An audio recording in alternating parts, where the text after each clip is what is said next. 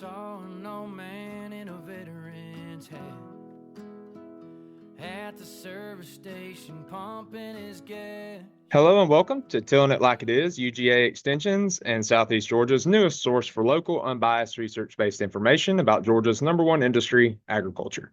We are coming to you live from Midville, and we have a special guest today. We're really excited. We're getting into the time of year where it's fall time. Pumpkin spice season's full in, football season's in gear. We're ready to roll. But if you're in the ag world, in Georgia especially, there's another season that we kind of look into around this time, and that's when we start thinking about a lot of livestock shows in the fall time and a lot of fair time. So when fairs, there's also livestock shows associated with those. So this episode of the podcast has a special theme to it. We're going to kind of talk about livestock showing, and we're also going to talk about some of the fairs and some of the other ag related activities on the horizon for our area. So to start with, I'm going to start with the first segment. And if you're new here, by the way, my name is Blake Carter. I'm the Effingham County A&R agent, and with me I have my co-host Savannah Tanner from Emmanuel County. We're going to start with the what's growing on segment. And this part of the podcast is normally when we talk about something local or going on. So I'm going to kind of focus it on the fairs. So we have a lot of things coming up on the horizon. Whether you're going to the Kiwanis Ogeechee Fair in Statesboro, that's going to be coming up here in the 16th. Or no, that's 2023. Give me one second. What did they set their dates yet for this one? Sorry, I had 2023 pulled up. It's October 14th through the 19th of 2024 coming up, and then we'll have the Effingham Fair. And if you're new to the area, or if you've been to it the past few years, you might have known it as the Effingham County Fair. It's the same fair. We just have changed the name, so don't worry. The same amount of awesomeness that the past few years have had, you'll still have it out there. Just the name change, but we'll have that. That's going to be October 17th through the 26th. So if you're double dipping in the Statesboro area, you could go to one fair and come to ours the next week. Not only that, before both of those fairs, we have the big fair. We have the Georgia National Fair, and that's going to be October 3rd through the 13th this year. And we were at a ag issue summit just the other day. I say the other day, probably about a month ago now. At the Georgia National Fairgrounds, and we got a little preview of what some of the entertainment things are. And let me tell y'all need to go if y'all haven't been. They've got a lot of cool stuff coming up, a lot of opportunity to highlight agriculture. And that's the thing with this fair. It's not just, and so is the Kiwanis Ogeechee and the Effingham Fair. These fairs aren't just rides, right? And I want to make sure y'all, if y'all have never been to a fair in our part of the state or in Georgia in general, we're not here just for the rides. It is all about focusing on our number one industry in Georgia, and that's agriculture. And I think it's really important that we really share that story with everyone. And there's some really cool exhibits out at the National Fairgrounds to kind of see. I really enjoy going every year, but there's also a big livestock show. I'll let our special guest talk a little bit more about that a little bit later. But there is one more thing in October I do want to highlight about what's going on. And this is something that's really one of my favorite things in all of October. It's usually the week of my birthday, so I kind of count it as a birthday trip, even though it's technically work. So, I mean, if you do what you love, nothing's really work, right? But it's the Sunbelt Ag Expo. And if you've never been, I really, truly think it's like if you're interested in ag, it's like a kid in a candy store when you go to this thing. It is super, super cool. It's huge. It's multi-state. A bunch of different universities have booths set up, and not really booths, but barns set up at the Sun Belt. So you've got South Carolina, you've got Clemson over there, you've got Florida down. If you're a Gator fan, unfortunately, we do have Florida involved. We got Auburn also involved. Basically, if you're blue and orange, we do have a spot for you, unfortunately, at the Sun Belt Expo. But they do have some really cool stuff. And Florida, I will give a little shout out. They do have some of the best orange juice, and you can get it from their booth at the Sunbelt Expo. Another fun fact about the expo is they do have the grilled peanut butter and jelly sandwiches that the Georgia Peanut Commission does every year. And if you get there early enough, you can get you one. Sometimes they run out pretty fast. They're pretty delicious. So I definitely would recommend going to that if you've never been. The other thing about that is I'm really proud about this fact. We do have a farmer that's competing for the Southeast Farmer of the Year that will be announced at the Sunbelt Expo this year. He's from Effingham County. That's Bruce Redmond. He won Georgia Farmer of the Year this year, and now he's competing for the Southeast Farmer of the Year.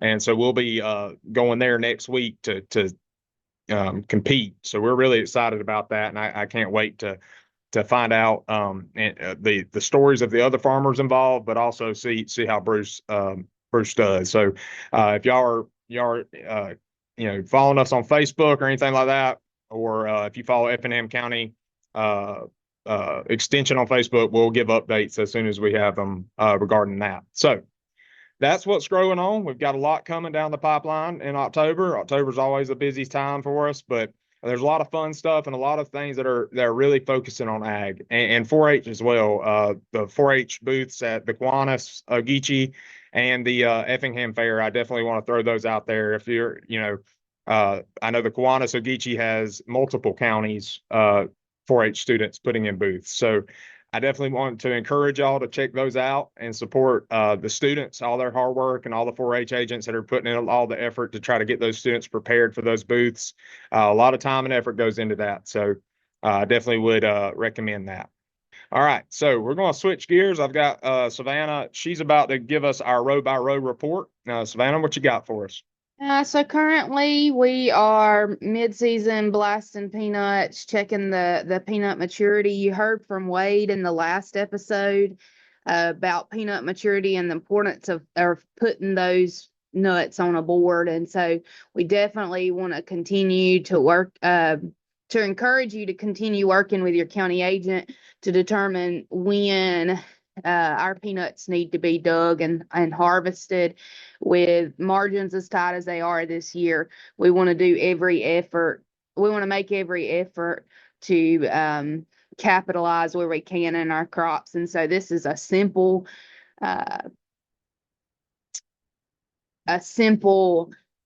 act that you can do, and it can help you make huge decisions. So make sure you're checking those peanuts, throwing them on the board and looking at them.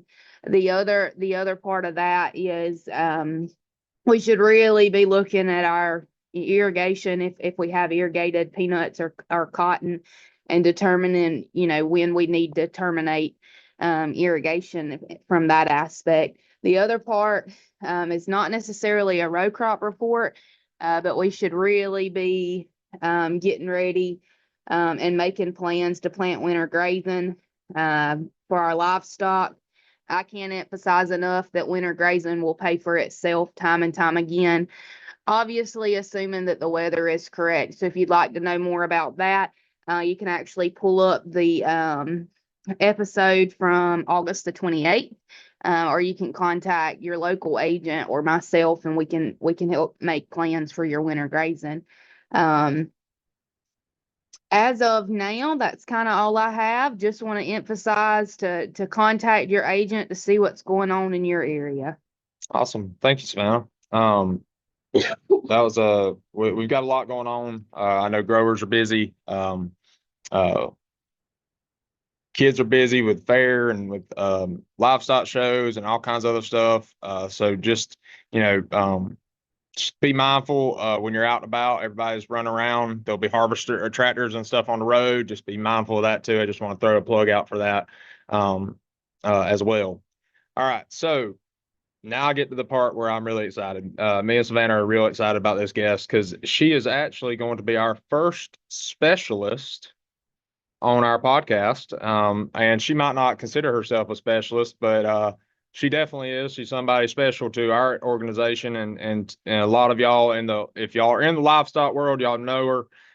But she is kind of from this area, so I figured it was kind of a homecoming for her to be a part of this podcast.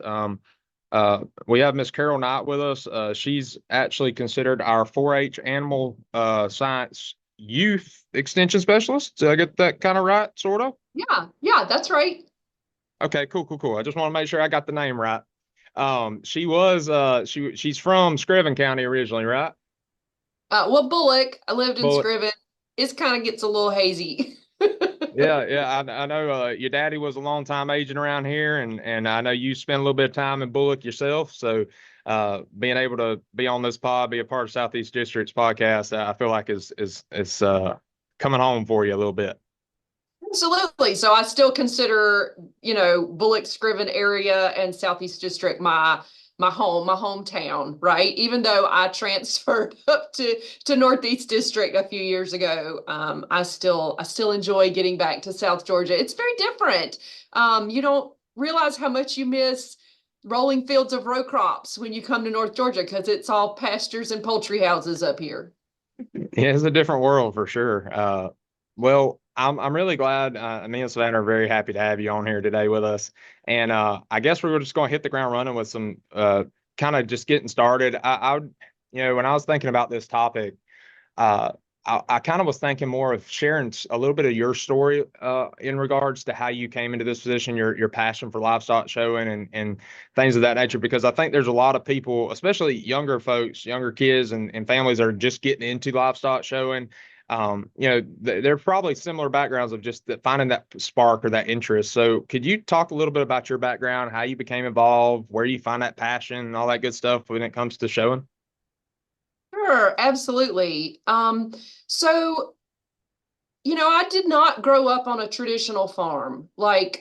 So dad was an extension agent. You alluded to that. And so Mhm. he started that he started being an agent back in the 80s as a livestock and ag agent. And so, but we didn't have a lot of property. We didn't have animals. And it just so happened that the county we were in at the time was Jefferson County.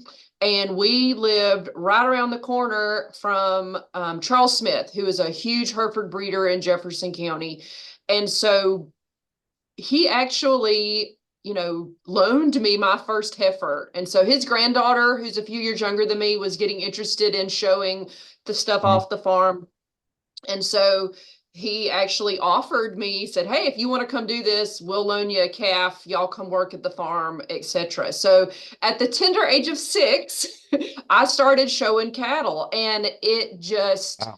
really sparked this passion because I loved it. Like it was my thing. And so when we moved from Jefferson County to Bullock County, which was in the late 80s, Mr. Charles actually gave me a heifer, like, to start our farm. And so it was really awesome to have, a mentor like that to help us get started. And so, really from that point on, I kind of dabbled in all the livestock, showed cattle, which probably was my main species, the one that I really gravitated the most towards, but I tried lambs, tried pigs for a while. Market goats were not really a thing when I was coming up. It has just recently gained huge It's popularity. And I exploded. say Yeah. recent, yeah, I mean, probably in the last 10 years or so, but wasn't really an option when I was growing up. But I loved everything about it, right? I loved the friends that I made. I loved the community that it built. But what it really did, and I never was super successful. I mean, I was good, I guess. Showmanship was my thing more so than the quality of animal. We didn't spend a whole lot of money on animals, but it really infused this you'll hear 4-H people talk about sparks, right? So it was my Yeah. spark. It made me want to attend the University of Georgia and major in animal science and really pursue that field, even though raising animals was not necessarily what I grew up with. So it did start a herd though. So I still maintain, my husband and I, we have a small herd of cattle. We're raising a few show pigs because now my kid is involved in doing it as well. And we're getting to see him, have that same experience that I did and my husband did growing up. That's awesome. Now, I wanted to clarify something. So you mentioned you were showing cows at 6 years old. Now, can everybody show cows at 6 years old?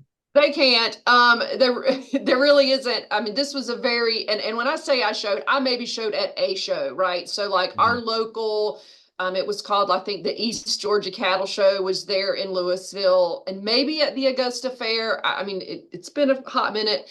But they allowed little kids to come show, but no, traditionally, we have kiddos starting out showing cattle in the 4th grade. And so they're probably 9-ish when they get started, 9 or 10.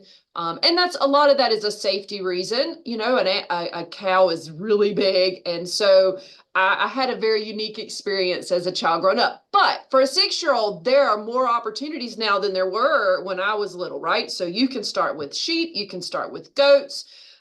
If you jackpot pigs, you certainly can start that young. There's a lot of pig shows available for kids that age, and those smaller projects are perfect to get a kid ready to tackle something bigger like a calf. Yeah, I see the little kiddos. We have some itty bitties showing little lambs at our shows in Effingham around the fair time, and I just think it's the cutest, but also the coolest thing seeing little kids that age have that responsibility, doing something like that. Where when I think about me as a kid that age, I held a puppy, and my attention span with that puppy was maybe 2 minutes, and then I dropped it and I went and did something else. But to see them like actually put forth effort and show that young is awesome. It Yeah, teaches a lot of and responsibility. it sure does. And you still have to remember that kids that age are still 6, 7, right? And they do have that same attention span. So like your expectations with that project, you know, are they going to be up at 6 a.m. feeding that lamb or feeding in the evenings? No, it becomes a family project with a kid that young, right? So mom and dad, brothers and sisters, like everybody needs to get involved in getting something out of it because it really is going to be all hands on deck. Only until those kids, you know, really get up into middle and high school do they start taking a whole lot more ownership of that project and doing a lot of those things themselves, which is kind of where we are right now with Bo, right? So he is really kind of gained ownership of his projects and going out and doing chores and going out and working his stock by himself, even though we love to go help him because it's still what my husband and I really love to do. But he Right. really has caught the bug, right? Like he's really into it and enjoys that part of it. Oh yeah, I love seeing pictures on Facebook, kind of showing y'all's journey. Y'all are always at a show or doing something. It's really fun to kind of follow along. And you mentioned about the family thing. I do think that's an important piece. If y'all are just getting started in livestock showing and you are starting at a young age and you've never done it before, it is a family thing, like you said, but it's also something where families could come together. I think one of the biggest, I didn't get raised up doing livestock showing or anything like that. My first experience with knowing anything about this world, so to speak, this sport, was when I got to college. I had a lot of my friends in my classes that came from a real heavy FFA background, and a lot of them did shows. Some of them were on the judging team at the university level, so being able to have that experience and seeing all their hearing all their stories, I really do think that it unites families. I go to these livestock shows now and I just see the families are, I mean, it's kind of like seeing the dad and mom at a t-ball game cheering on the kid. It's the same concept. They're very passionate and they're very tight knit, and it does help unite a family, I think, a lot with this because it's not just the child doing the taking care of the animal, but it's also the parents and helping out and learning how to navigate, animal husbandry and stuff through together. Now, like I said, I'm new to this kind of world a little bit over the last few years. This is where I've kind of gotten into it. You've been in a long time. So when when we're talking about livestock showing, what are the qualities you look for in a good show animal? I know they vary depending on the species, but what would you tell somebody that's going into this? What are some of the qualities you need to really think about? Sure. So for each of, just like you said, for each species, depending on what you're going to show, there are certain standards. And also there's going to be standards really depending on the breed that you're picking out as well, right? So let's take it for general. Let's say we want to show a market animal. Never mind what species it is, we're going to show a market. Markets are judged on really you're evaluating that animal based on, how much, they are food animals, right? So how much meat it's going to produce, is it going to be quality? So things we look for in market animals is muscling, cutability, which has to do with how much fat cover they have.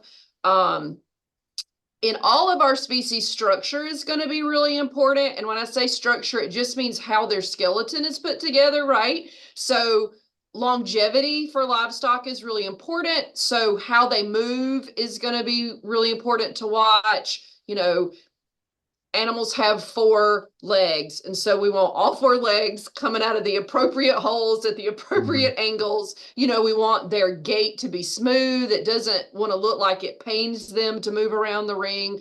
So those are some of the things that are going to come into play. Now, if we're looking for breeding animals like breeding heifers, dairy heifers, breeding gilts, breeding does, breeding ewes, we're going to start evaluating their maternal characteristics, right? So how much volume and body capacity do they have? Structure, again, is going to be really important. You know, some of the things we're going to look for is, do they look like a female, right? You don't want a heifer that has a big old bullish head, right? We want her to look feminine. So yeah, there's some. No, you're fine. My phone never rings. It's totally fine. So, hey, you're a specialist. You got a phone ringing all the time, right? So, you know, there are some of those base qualities. Now, each judge, this is a subjective sport, right? Because every judge has their own opinion of what they place priorities on. So even though you might go into one show and win, right? You might be grand champion, it's the best animal. The next show you might stand second, third, fourth down the line, because those judges place their priorities in different spaces, right? And so please stop calling. So we want to make sure that we're choosing a good animal with all of those good standard things. But know that there's not, that the perfect animal does not exist. And sometimes you're going to get beat. It happens. You can spend a whole lot of money and end up not being the winner at the show. And folks need to understand that. But there's also lots of things to help you pick out a good animal. There's lots of experts that will help.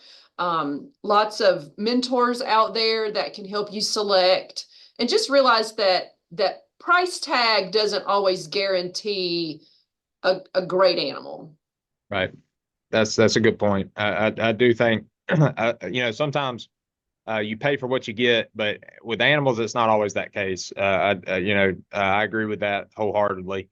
I do think, what you said about the opinion part with the judges, I do want to make sure, like you said, people are starting out or new to this sport, they go into it. It's okay. Sometimes, I mean, if you have a winner in one and you don't win in the other one, that does not mean your animal's bad by any means. Sometimes it's just that, like you said, the opinions or the preferences of certain areas are different. So that does not mean you're bad at doing what you're doing, and you're doing a good job raising an animal either way. So I do want to make sure people are aware of that, because I know that can get you can get weighed down pretty easy if you win one and then go to the other one you don't even place. So I totally understand. Now, you mentioned earlier about how there's so many more opportunities now for kids, and you kind of alluded to it. We've kind of evolved a little bit over the years in Georgia. So can you talk to me a little bit about, like, you know, where we've come from and like where we're at now?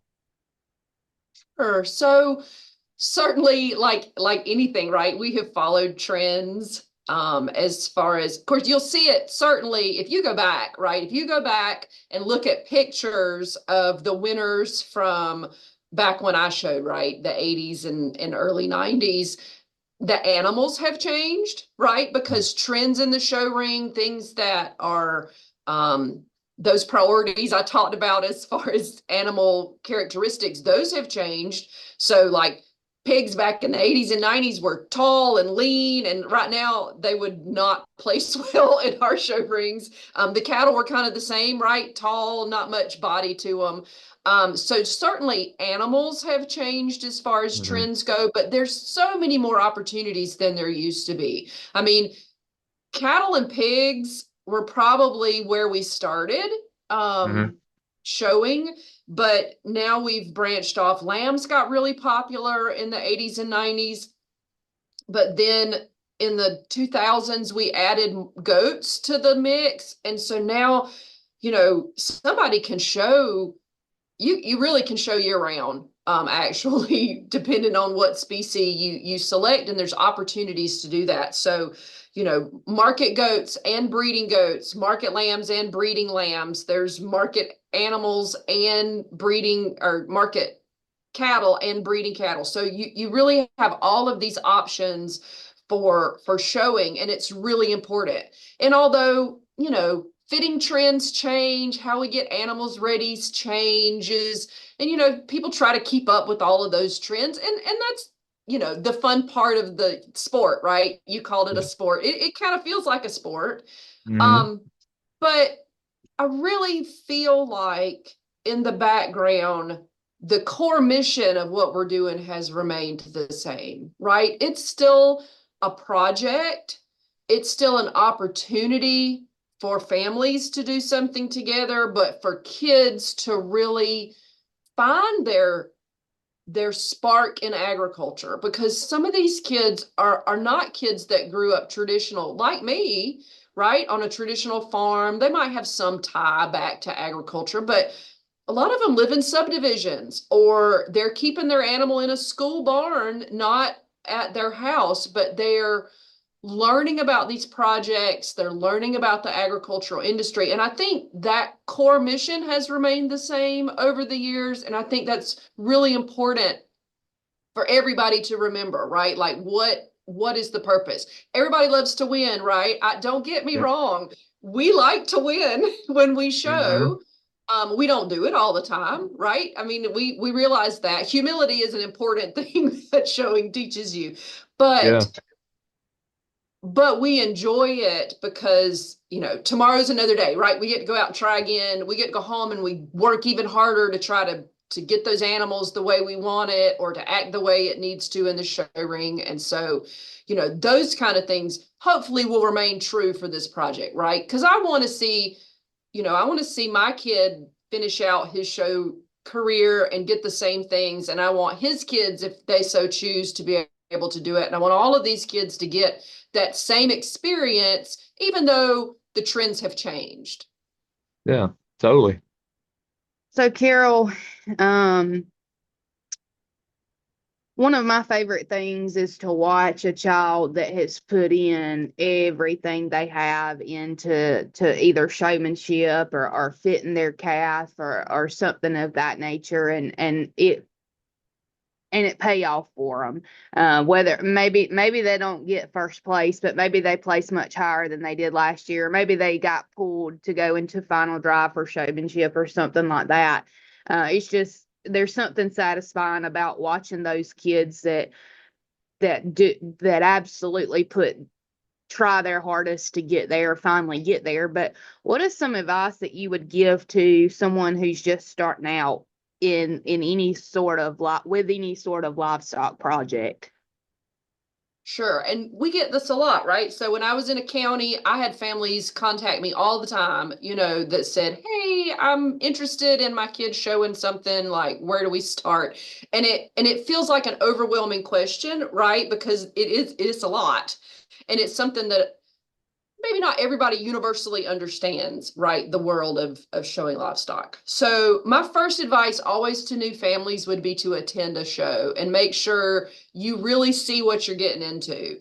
And especially if you're able to attend a show where maybe you know some of the other families that are showing, because then you can kind of peek behind the curtain and look behind the scenes and talk to somebody. You know, like, you need to understand what the commitment is.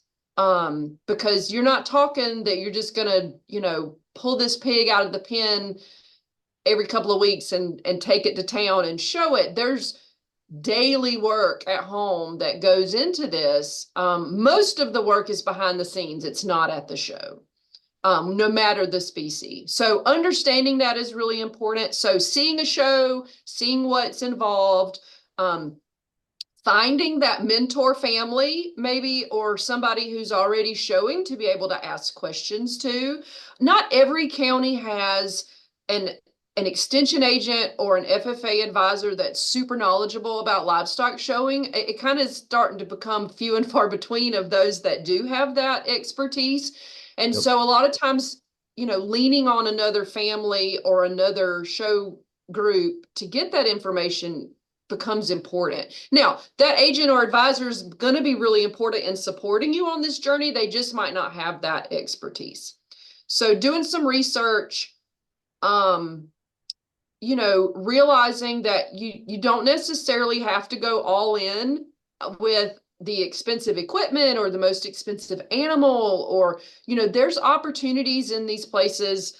You know, a lot of counties have the ability to haul your animal for you. They might have a school trailer or something. They might have a school barn where you can keep an animal. You know, there are options out there to help families not have to invest at the beginning. Now, as they get further along in their process, maybe they want to do that, right? Maybe they want to invest in all the equipment and go buy a nice animal or whatever. But making sure those priorities keep focused on why we're wanting to start this project.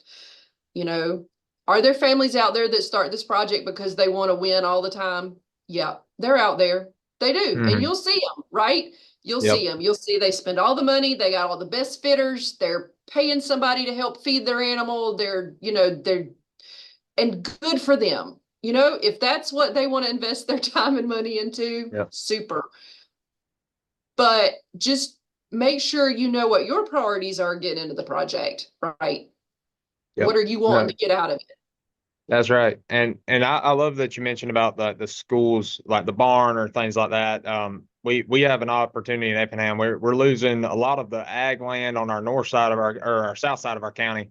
And because of that, you know, students in that part of the county might not have a lot of space for an animal.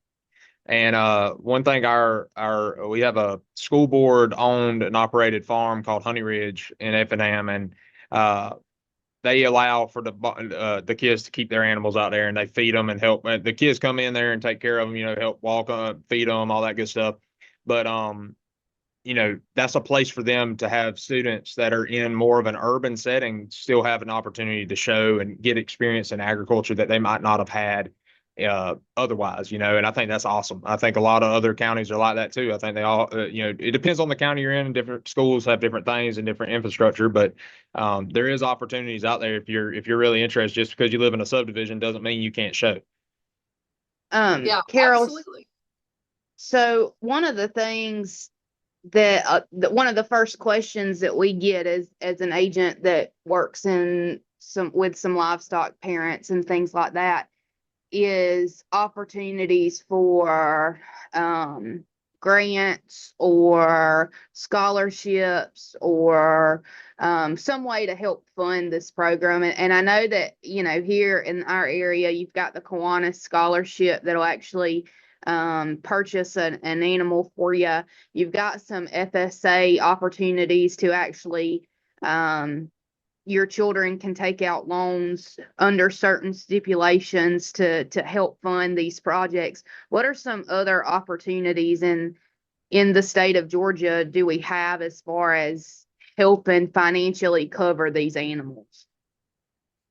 Yeah, that's a tough question because that really is a lot of times one of your bigger investments, that and feed, right? So your animal and your feed are going to be your two biggest investments. And you mentioned the FSA. So I know a lot of families that utilize that youth loan program that FSA has to fund that. And a lot of times, you know, that's starting out these young people's herds or flocks that they're getting started with. So they're using it to purchase animals and then breed those animals. So depending on your area, there could be some options to hook up with a local farm of varying species and be able to lease or loan out, you know, get a loaned animal that would go back to the farm. Market projects probably provide the most opportunity for gaining a little of that incentive or initial investment back, because once you're done showing it, that animal is going to go to harvest, right? And so you can sell it. Some counties have auctions that where they help sell those animals to local businesses in the area, so you can gain some of that initial back, or you might be putting it in your own freezer. I have to say, we always have plenty of pork and beef in our freezer, and it's because it's some of the animals that we have exhibited. But yeah, I can't speak to any specifically than the FSA loan and the Kiwanis project because I'm familiar with those. But just explore some options, talk with your local extension agent and ag teachers to see what else is out there. Awesome. Well, Carol, we're running close to our time for this episode, and I just wanted to say thank you. Before we kind of close out, is there any kind of shows or things you want to put a plug in? I know the Georgia National Fair is only in about a week, so what are some of the shows, or maybe what's talking about getting registered for the show in February or something like that? What are some of the things you might want to tell people coming up? Sure. So the Georgia Junior National Livestock Show is our big state 4-H and FFA shows that happen. It's going to be in Perry. That show actually is February 19th through the 22nd. And that is where we have beef cattle, dairy heifers, market hogs, breeding does, and breeding ewes. But those deadlines are coming up, right? So breeding heifers and dairy heifers are going to be due on November 1. And then market hogs, breeding does, breeding ewes, those are due December 5th. And all of those have to happen through your local extension office or your local FFA advisor. So if you're interested in exhibiting any of those species or attending that show and showing, you have to go through those channels to get entered. And making sure you have all your ducks in a row, right? So tattoos, tags, all of those requirements. If you go to the Georgia 4-H website, you can find our state show rule book. There's also a calendar there of lots of shows that are available because, believe me, the state shows are not the only options. You can go just about every weekend. We're finishing to ramp up and go to a show probably just about every weekend for about the next 6 weeks. So, you can go hard at it if you really want to. Oh yeah. Well, thank you for that. And I want to just say a final few things. Savannah, if you've got anything, you can too. I do want to say that even if your 4-H or your FFA advisor or agent might not have the most expertise in the livestock world, we're still going to be able to help you get registered for those things. We know the process, and we might not know everything, but we know the people that might know a little bit more than us. So we can get you, definitely, like you said, get you in touch with other families that have been showing a while, or even get you in touch with some of the local people that are kind of expertise in this area, so to speak. We got a few in Effingham we kind of lean on pretty heavily that teaches a good bit about goats. Todd Wall is like the goat guru around our part, so shout out to Todd. But Savannah, you got any final thoughts? I don't. And as far as upcoming events, swing by Perry this coming up week and support the kids that are showing. Go eat, a funnel cake, things like that. But swing by those barns and really support those kids. And then also the Ag Expo, there's a lot of great events that are going to be happening at that. Highly recommend attending those. I know it's kind of we get real busy this time of year, but I've never been to the expo and said I wish I wouldn't have went. So just make sure that if you get the opportunity to try to swing by there and see what's going on in agriculture. So I'll put it to you like this: last year at the shows at the fair in Perry, I saw one of my bigger row crop farmers, and this is October. This is about the time where we're starting to dig peanuts and start looking at cotton a little bit more seriously. And if he can take time to stop what he's doing and come for a 3-day span to watch some shows, y'all got time. Just make it out there just to see the kids. I think that it speaks to a lot of what their hard work is doing with these animals. And I just think it's a really cool thing to see. Even if your kids and stuff aren't showing, seeing a livestock show and all these kids out there with their animals, it's a sight to see. I really enjoy going now. Well, Carol, thank you so much for being here with us. We really appreciate it. You like I said, you're our first specialist, so thank you for doing that for us and seeing how that works. You're also the first Zoom one that we're doing, so I'm glad that it worked out, or call in guest. So thank you for joining us today, and we look forward to maybe getting you on here again sometime soon. Yeah, absolutely. This was fun. All right. Until next time, everyone, just keep telling it like it is. Thank you so much. At the service station, pumping his gas. Pulled up beside him, Blair, and beside Merle. He said there's still some good